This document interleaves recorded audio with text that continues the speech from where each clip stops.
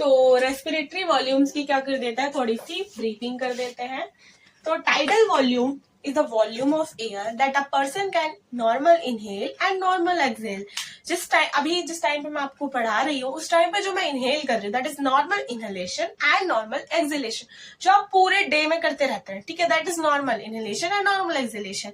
लेकिन कभी कभी आपको बहुत ज्यादा जोश हो जाता है और आप क्या करते हैं, नॉर्मल नहीं करना चाहते, आप फोर्सफुल इनहेलेशन करते हैं, ऐसे करते हैं ना गुस्से में। तो नॉर्मल इनहेलेशन के बाद जो एडिशनल अमाउंट ऑफ एयर आपने इनहेल किया that is forceful bye the forceful inhalation, है ना।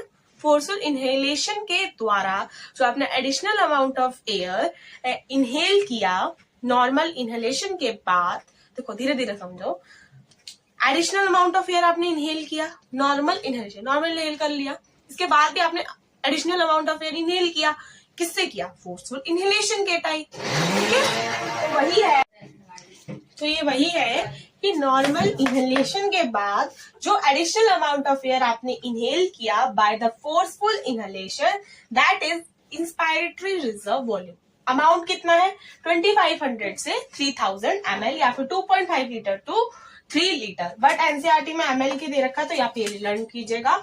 इसके बाद ERV, same as the IRV कि आपने नॉर्मल एक्सहेल कर दिया, अब जोश जोश में आपने और एक्सहेल कर दिया, तो उसे फोर्सफुल एक्सहेलेशन से हमने क्या किया, और एडिशनल अमाउंट ऑफ एयर क्या कर दिया, एक्सहेल कर दिया, दैट इज ईआरवी। तो वही है कि आफ्टर नॉर्मल एक्सहेलेशन जोश जोश में एयर जो आपने एक्सहेल कर दिया that is normal, sorry that is ERV यानी एक्सपायरेटरी रिजर्व वॉल्यूम, ठीक है। ओके, कितनी होती है, 1000 से 1100। आप देखेंगे जब जोश जोश में इनहेल करेंगे तो ज्यादा इनहेल कर लेंगे, जोश जोश में एक्सहेल करेंगे ना तब वो ज्यादा नहीं हो पाएगी एक्सहेल, ठीक है।